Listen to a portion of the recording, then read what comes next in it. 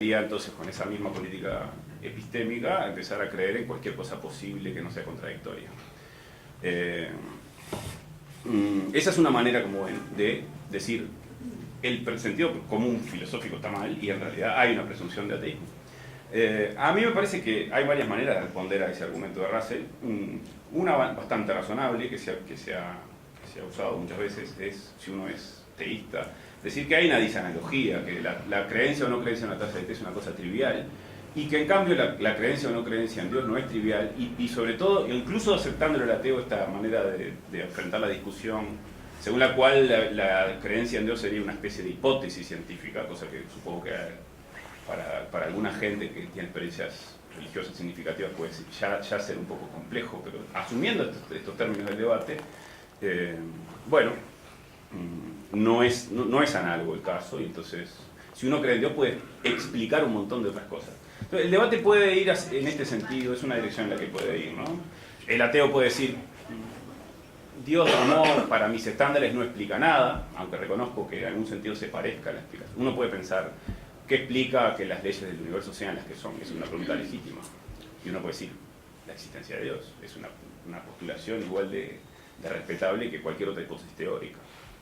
Entonces, ese debate, hasta donde yo sé, está como una especie de punto muerto, y no estoy seguro de quién, ¿no? de quién tiene razón, pero provisoriamente yo supondría que la carga de la prueba la tiene tanto el teísta como el ateísta, porque esto parece un lugar común, ¿no?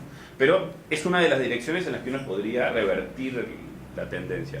El otro es Flu. No sé cuánto tiempo tengo. 2 minutos. El otro es, sí, a mí siempre me falta tiempo. El otro es Flu, el otro autor, bueno, por lo menos uno de los otros autores que ha pretendido revertir esta situación natural, digamos, respecto de cómo asignar cargas de la prueba en esta discusión. Y él hace una analogía entre la presunción de inocencia y la presunción del ateísmo. Pero en realidad no es nada inocente su analogía, porque, digamos, lo que hay, hasta donde yo entendí en el artículo de Flu, es la idea de que este ateo negativo, él dice, hay una presunción a favor de lo que nosotros llamaríamos agnosticismo, pero no es estrictamente esto así como explicó Francisco. Hay una presunción a favor del ateísmo negativo. ¿Qué es el ateísmo negativo? Bueno, el ateo positivo es el que cree que Dios no existe. El ateo negativo es quien cree que el mismo concepto de Dios es problemático y que no es obvio que sea ni consistente ni inteligible. Y entonces la idea es que, dada esta situación inicial, la presunción es del ateísmo, es como metodológica, algo así. Lo que hay atrás de Flu, hasta donde yo veo, es un pensamiento filopositivista, según el cual no tiene ningún sentido postular cosas teóricas. Ahora, me parece que ahí Flu tiene la carga de la prueba, porque el positivismo, el criterio empirista del significado está muerto varias veces. Entonces, adoptar la política de la discusión sobre este asunto, solo utilizar el concepto cuando estamos completamente seguros de que es consistente e inteligible, es una cosa que no haríamos en otras discusiones que involucran conceptos teóricos. Entonces yo creo que Flu en realidad está equivocado, y creo que además es peligroso darle la razón ahí a Flu. Porque si uno le da la razón, y esto no es nada más que... Si esto es significativo y está realmente defendiendo la presunción de ateísmo, esto es análogo al caso del derecho penal, en donde uno puede, si no se demuestra la culpabilidad, señalar que el acusado es inocente. Del mismo modo, si no se demuestra más allá de toda duda que el concepto de Dios es inteligible y que es consistente, entonces hay que ser ateos. Negativos, como quieras, pero se entiende hay una consecuencia muy fuerte de lo que pretende Flu. Y a mí me parece que este razonamiento es peligroso, que habilitar argumentos por la ignorancia es peligroso porque hay falacia de apelación a la ignorancia. No toda apelación a la ignorancia es necesariamente falaz, pero el tipo general de habilitación de este argumento que pretende Flu te podría conducir a movimientos falaces. Entonces yo, en el caso de Flu, no quiero ser categórico porque esto lo he estado pensando estos días nada más, pero tengo la fuerte impresión de que es incorrecto lo que dice Flu, y que es sucio, y que haya un movimiento tramposo filopositivista por detrás. El caso de Russell me parece más interesante, pero es un intento de dar un argumento metodológico y no un meta-argumento de cómo asignar cargas de la prueba, que ya es medio sospechoso. Es un argumento y creo que ahí la discusión está en tablas, entonces provisoriamente yo creo que, dado que el argumento para asignar cargas de la prueba usual es simplemente que alguien afirma que P, alguien afirma que no P y alguien duda, creo que tanto el ateo como el teísta tienen una carga de la prueba y el agnóstico no la tiene, pero porque simplemente no afirma nada. Entonces ese es mi mínimo aporte a la discusión.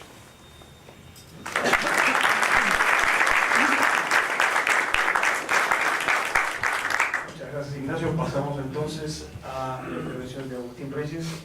Mientras tanto, ahora empiezas a circular la... Sí, voy a sacar ahí.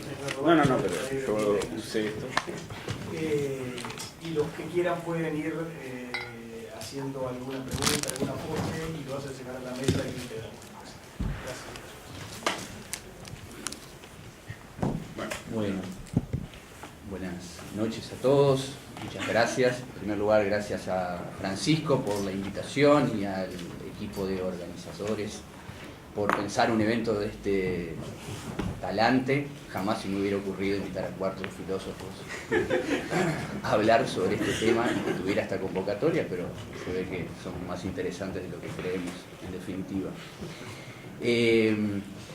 Voy a tratar de ceñirme a los 6 minutos y en realidad, en mi caso creo que es una ayuda, porque al igual de lo que plantea Ignacio, en realidad no es que sea las primeras veces que estoy pensando sobre estos temas, obviamente, y Ignacio creo que tampoco es estrictamente porque nuestra formación filosófica de alguna manera nos ha hecho ir por alguno de estos temas, pero probablemente nos hayamos apartado. Yo soy investigador dentro de la Facultad de Ciencias Económicas y Administración de la Facultad de la República, Universidad de la República, e imaginarán que este tipo de discusiones las tenemos poco allí. Por lo tanto, uno vuelve a pensar algunas cosas que son, creo que sumamente interesantes. Y por eso agradezco la oportunidad de volver a pensar algunas de estas cosas. Creo que voy a hacer un par de comentarios y distinciones breves, y algunas espero no robarle cosas de las que tal vez dice Facundo, porque voy a usar alguna idea que tal vez sospecho que Facundo podría utilizar.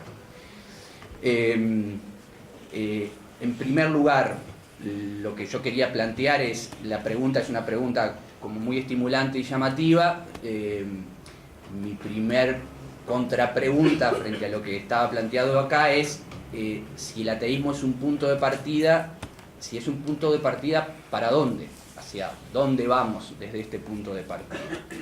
Yo creo que esta no es una pregunta trivial, como decía Pablo al comienzo, porque en realidad uno puede pensar que hay dos grandes ámbitos o dimensiones hacia dónde podemos dirigir este debate, que tiene que ver sobre la racionalidad o razonabilidad de este tipo de creencias.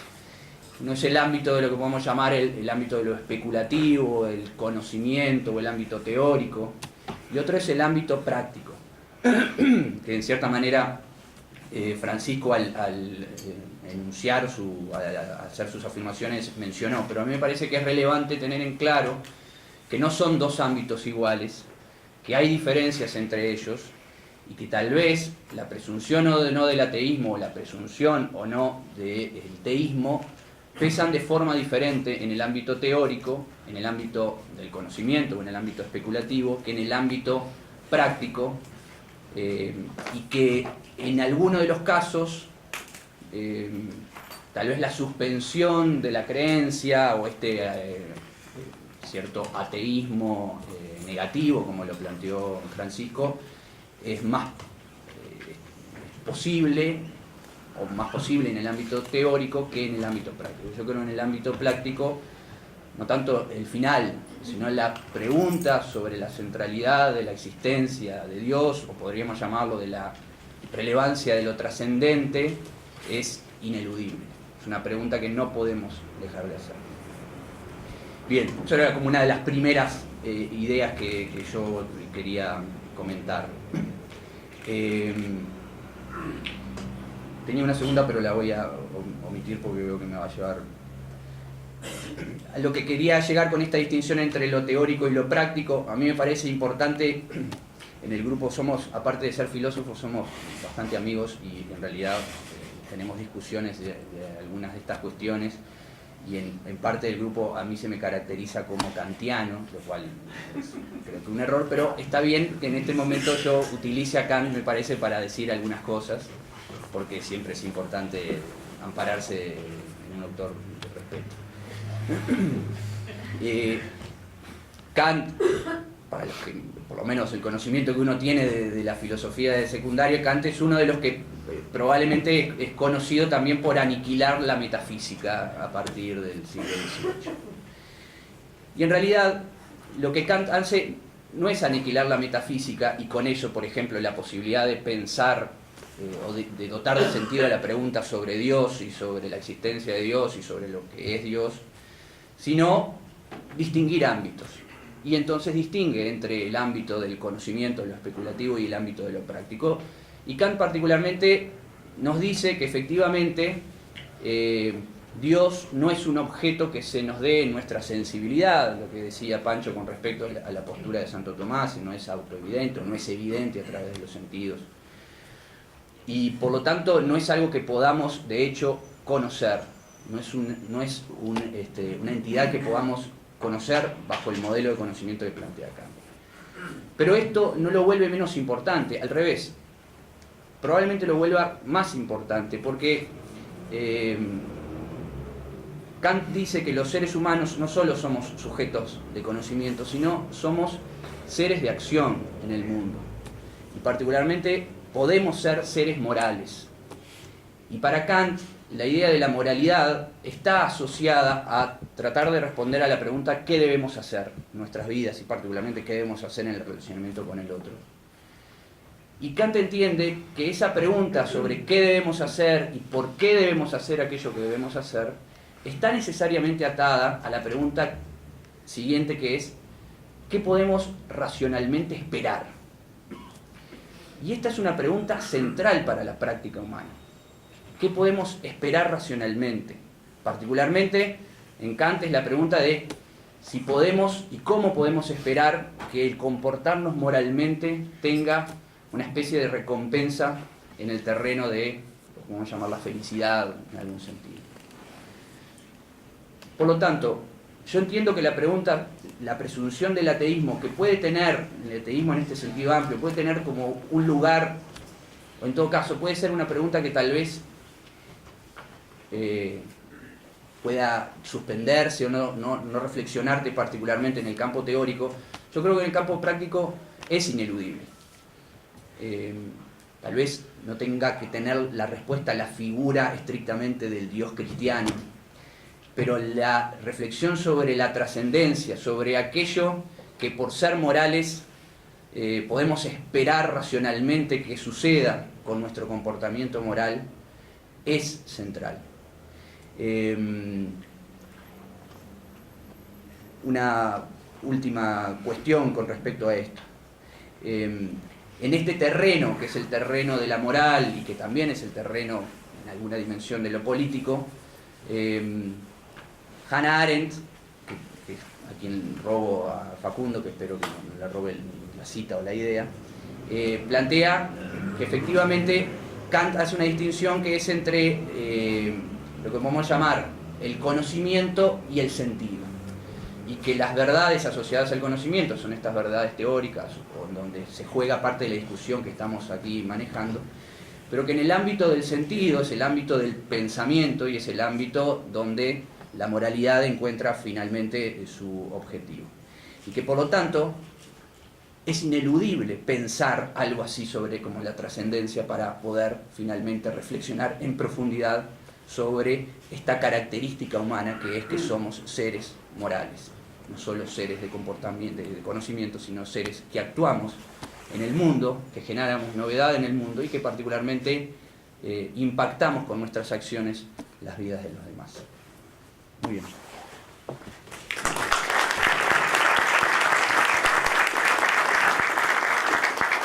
Gracias, Agustín. Pasamos entonces a la última intervención, que es la de Facundo Monserio.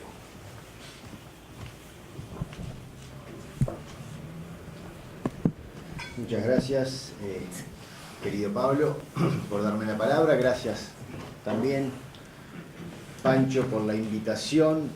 Efectivamente somos un grupo de amigos también acá, y muchas veces de lo que hablamos entre filósofos es cuánto tenemos que estar en el espacio público y haciendo qué, y cómo no caer en una divulgación falta de sustancia. Entonces hablar de lo que uno sabe. Y si hubiese seguido ese consejo de las reuniones no tendría que estar en esta mesa yo. Pero bueno, lo que pasa a veces con los amigos. Me invitó y acá estoy para hablar de un tema del cual soy cero, pero cero experto. Aún así, como bien decía Agustín, uno estudió filosofía y estudió estas cosas y repasó estos argumentos y hizo historia de la filosofía antigua, medieval, moderna y contemporánea. Entonces, uno no es experto, pero reconoce como ciertas armonías. Quizás digo cosas que se dijeron ayer, lamento, pero no pude venir ayer. Y no pude venir porque fui invitado a dar una charla a un lugar muy importante con gente profesional sobre filosofía, y en un momento conté la cuestión clásica de la pregunta de la filosofía de qué es lo que nos hace más humanos, si la acción o la contemplación, y conté un poco la discusión de Platón y Aristóteles entre la vida activa y la vida contemplativa, y hice, como uno hace a veces en estas charlas, una explicación muy rápida de que la respuesta de la vida contemplativa fue la triunfante hasta la modernidad y revolución industrial, donde la vida activa pasa a tener un peso. Hago toda esta anécdota, ahora van a ver cómo cierra con que falté ayer. Entonces conté esto y dije, bueno, a partir de la modernidad, la acción, el lanzarse, el abandonar el ámbito de lo contemplativo tuvo una fuerza preponderante. Conté el epitafio de Marx y algunas cosas. Y en el momento de las preguntas, un señor me dice, yo le quería hacer una consulta, porque usted contó esto, sin embargo, hasta la modernidad y la revolución industrial vivimos siglos de ignorancia y fanatismo. Entonces, yo me quedé ahí y digo, bueno, ¿cómo respondo a una pregunta de este tipo? Entonces digo, porque él me preguntaba por qué yo decía algunas cuestiones sobre la vida moderna cuando en realidad lo que había antes era fanatismo e ignorancia. Entonces, ¿por qué cuento esto? Porque la pregunta, yo creo que está mal la pregunta. ¿El ateísmo como punto de partida? No. El problema es la duda, no es el ateísmo. Entiendo por qué se dice que tiene que ser esa la pregunta, porque el ateísmo es lo que hace que un señor profesional retirado haga una afirmación de este tipo, que vivimos durante al menos 17 siglos, pero en realidad uno podría contar desde la ignorancia y el fanatismo hasta que inventamos la máquina a vapor y vino la ilustración. Tenemos la duda, lo que compartimos en todo caso los que sean ateos con los que sean creyentes es la duda, y de ahí hay que partir. Y cómo se sale de la duda hacia volver a creer. El problema no son los ateos, el problema es el positivismo y cómo eso permeó en el espacio público, por ejemplo, de este país, y hace que este señor piense una cosa de este tipo. Y digo que me arrepiento de haber faltado ayer, porque una de las respuestas a esto, ¿el ateísmo como punto de partida? No, la duda como punto de partida, y a partir de la duda generar relatos que tienen que ocupar el espacio público. No para convencer, o sí para conversar, pero desde un lugar que tiene que ver con el cultivo de ciertas virtudes. Y no es necesariamente una virtud creer, lo que sí es una virtud es el cultivarse como tal. Y creo que lo que pueden ser las narraciones a partir de Dios, o las narrativas a partir de lo que dice la teología analítica, todos estos pensadores de los cuales acá nombramos algo, tiene que tener siempre un correlato de lo que se llama publicidad, de lo que se llama, que está un término muy peyorativo muchas veces, publicidad, bueno, Dios no se vende, una persona no es vender un yogur, muchas veces se hacen estas especies de falsas suposiciones, pero la cuestión es cómo en el espacio público se puede hablar de la creencia y de Dios. Plantinga, que es uno de los artículos que mandó Pancho para esta discusión, dice una cosa que es interesante con respecto a lo que llama proposiciones autoevidentes. Por ejemplo, que 2 más 1 es 3, y él usa este ejemplo. 2 más 1 es 3, es una proposición autoevidente. Entonces dice, según la tradición, la característica sobresaliente de una proposición autoevidente es que uno simplemente ve que es verdadera al captarla o comprenderla. Comprender una proposición autoevidente es suficiente para aprender su verdad. Por supuesto, esta noción debe relativizarse a personas. Lo que es autoevidente para usted pudiera no serlo para mí. Las verdades aritméticas muy simples serán autoevidentes para casi todos nosotros. Por ejemplo, 2 más 1 es 3. Pero una verdad como 17 más 18 es igual 35 puede que sea autoevidente solo para algunos. Y por supuesto, una proposición es autoevidente para una persona solo si de hecho la acepta. Por consiguiente, una proposición no será autoevidente para aquellos que no aprenden los conceptos implícitos en la proposición. Como dice Santo Tomás, algunas proposiciones son autoevidentes solo para los ilustrados, y su ejemplo es la verdad de que las sustancias inmateriales no ocupan espacio. Entonces, en 30 segundos lo que quiero unir con estas cosas es, para que una proposición sea autoevidente tiene que haber un cultivo que nos hace saltar de 2 más 1 a 17 más 18.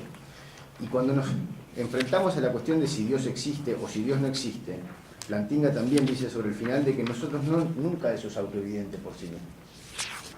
Lo que es autoevidente por sí mismo no es si Dios existe o si no existe, sino cosas como Dios me está hablando, Dios ha creado todo esto, Dios desaprueba lo que he hecho, o Dios me perdona, o hay que agradecer y alabar a Dios.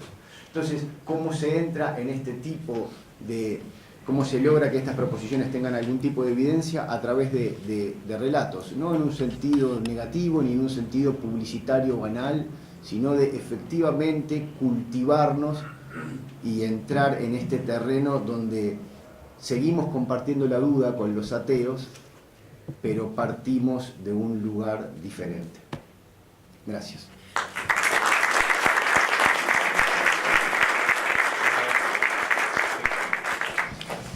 Bueno, muchas gracias a los cuatro por estas intervenciones tan ricas.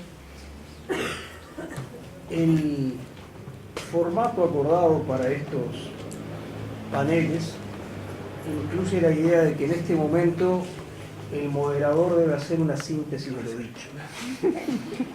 Yo me confieso realmente incapaz de hacer una síntesis de lo dicho. Pero simplemente quisiera aportar, porque es algo que me dio vueltas en la cabeza mientras los escuchaba, una distinción que tal vez pueda ser útil para lo que sigue. A mí me gusta decir en los cursos que doy de filosofía que así como el bisturí es el arma fundamental del cirujano, la distinción es el arma fundamental del filósofo. Si hay alguna posibilidad de que los que nos dedicamos a la filosofía sirvamos para algo, es hacer distinciones que ayuden a pensar más claro.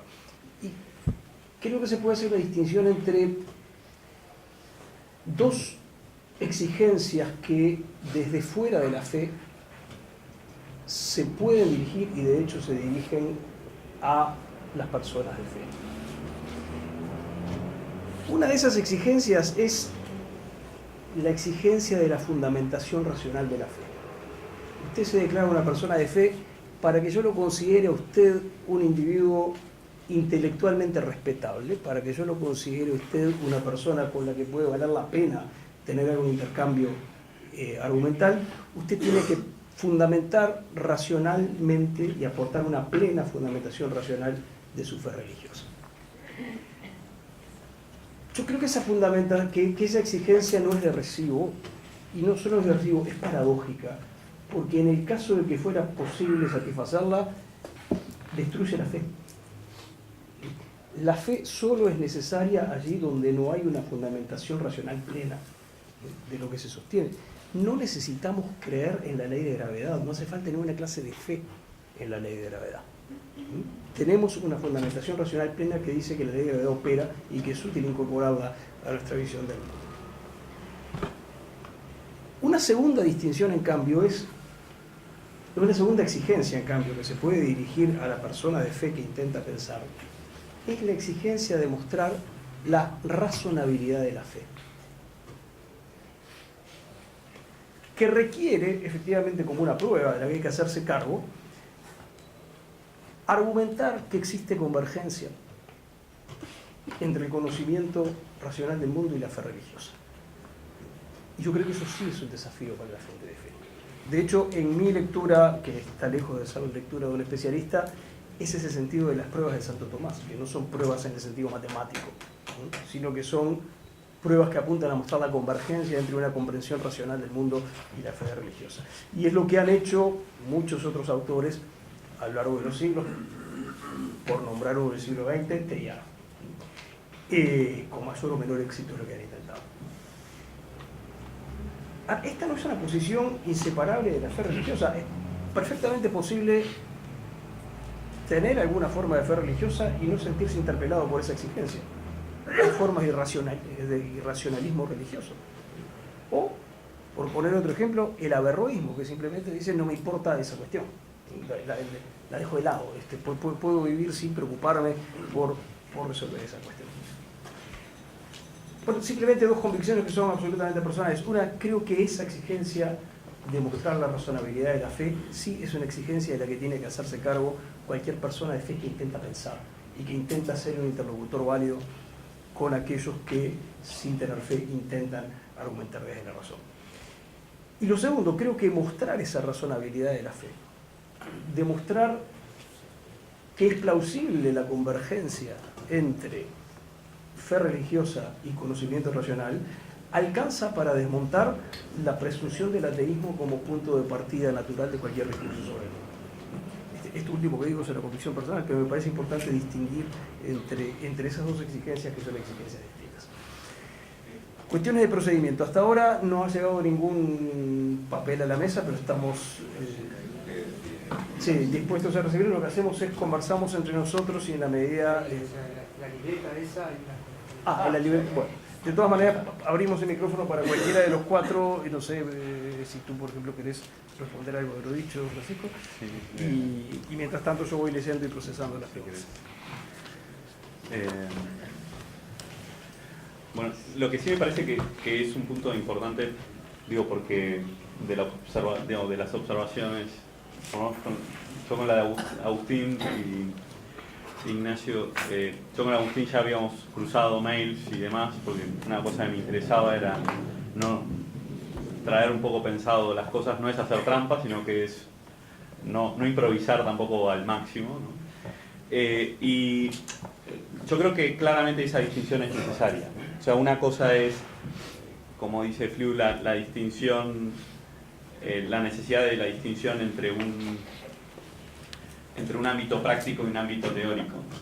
Que ahí quiero resistir la tentación de decir el problema es Kant, pero no.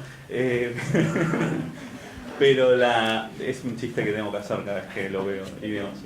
Pero, y sin duda que a veces no hay que... Yo quizás también la observación de Ignacio, obviamente Fliu escribe esto en un contexto de salida del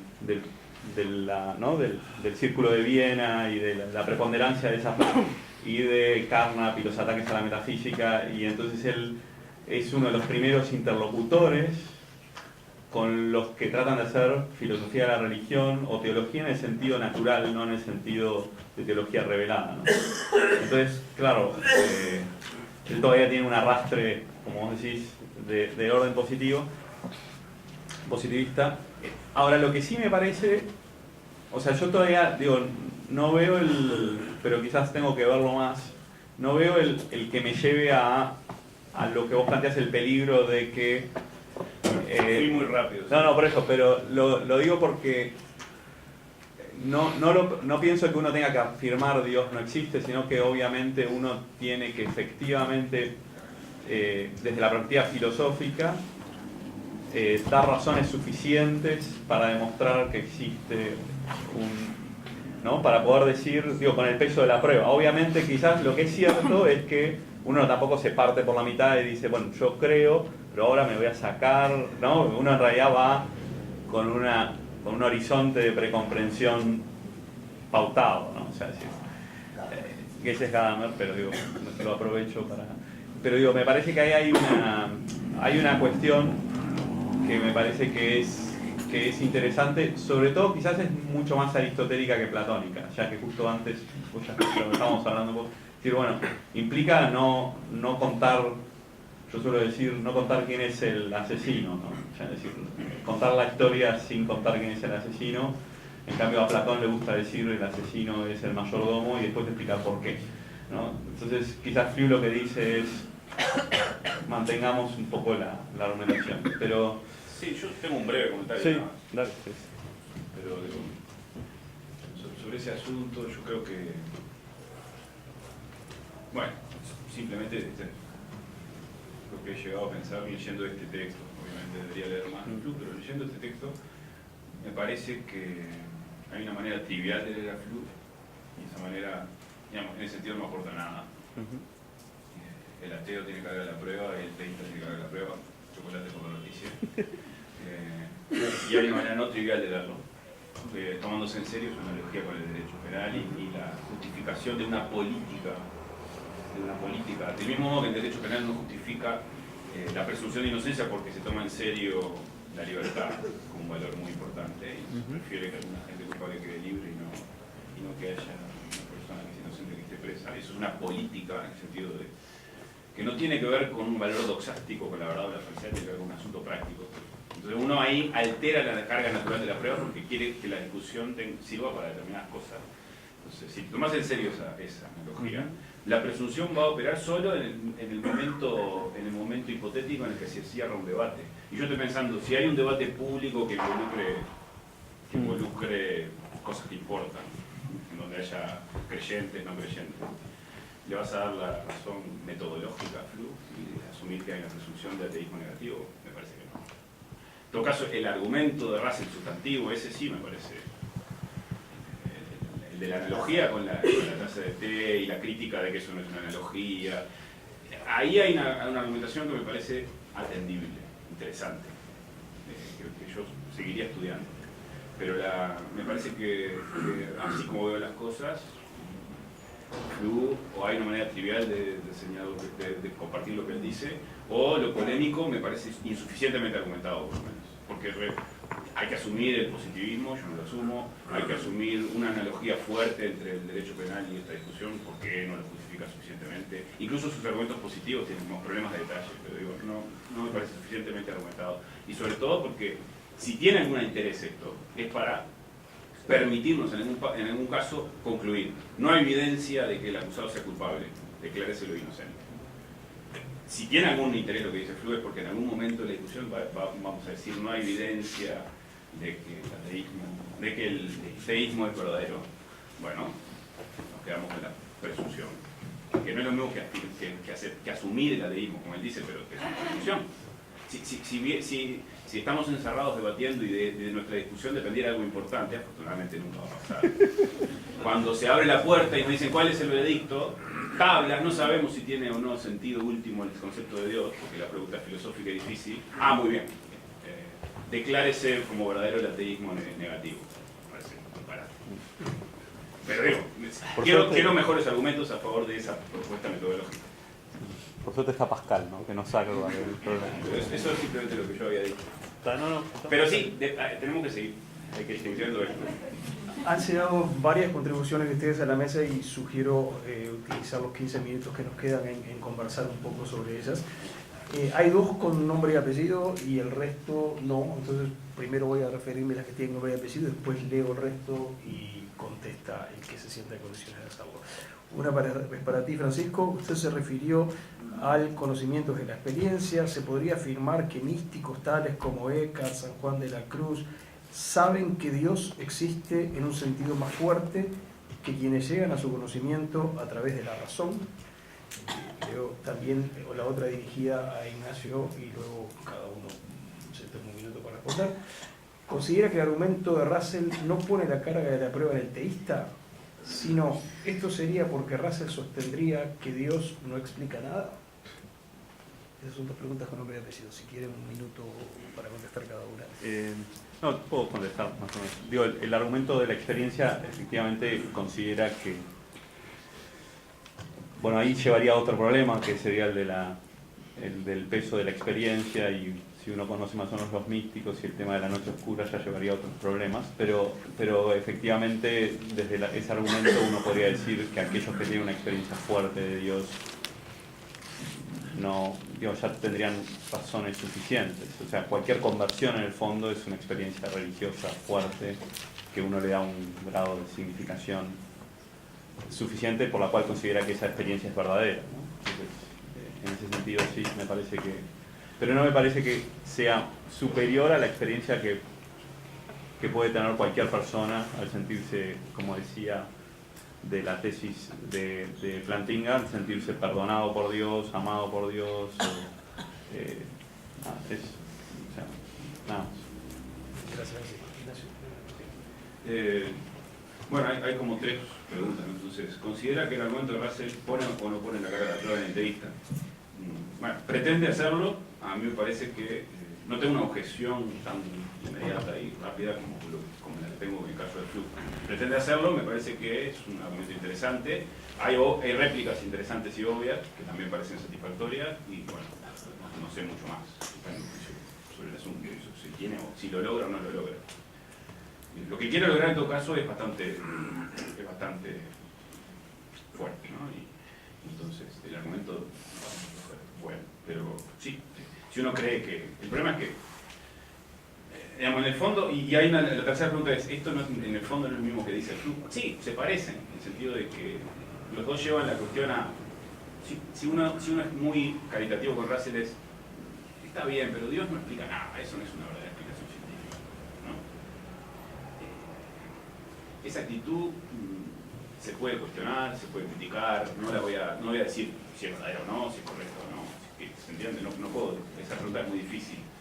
Pero la diferencia que veo, y en ese sentido, hasta donde yo sé, esos argumentos están como estables, pero bueno, habría que seguir pensando. Pero en el caso de Fluke, me parece que este giro meta-argumentativo que hace, como decir, no es una cuestión, no es un argumento metodológico para poner la carga de la prueba en el teísta, es como decir, no puede ser de otro modo, la discusión tiene que ser así, me parece que no funciona. Porque si hay una diferencia entre el agnóstico y el ateo negativo, es que el ateo negativo no le reconoce al teísta la significatividad. Y bueno, y ahí eso lo dice Fluke porque creo yo que equivocadamente sigue siendo un positivista. Y bueno, entonces me parece que la carga de la prueba tiene ahí para decirnos por qué todo concepto teórico tiene que ser que es como un puritanismo conceptual que no comparto. Esa es la diferencia que veo. No sé si esto responde. Gracias, Ignacio. Bueno, hay 7 intervenciones muy distintas entre sí. Les sugiero lo siguiente, las leo una tras de otra y luego en el ratito que nos queda cada uno habla 2-3 minutos, que es lo que vamos a poder hacer, y en la medida que se sienten inclinados a hacerlo responden a una u otra de estas. La primera, la intuición es un modo de conocimiento superior a la razón. Cito a Bergson, filósofo judío. ¿Qué lugar ocupa la intuición a la hora de preguntarse por el fundamento de nuestra existencia?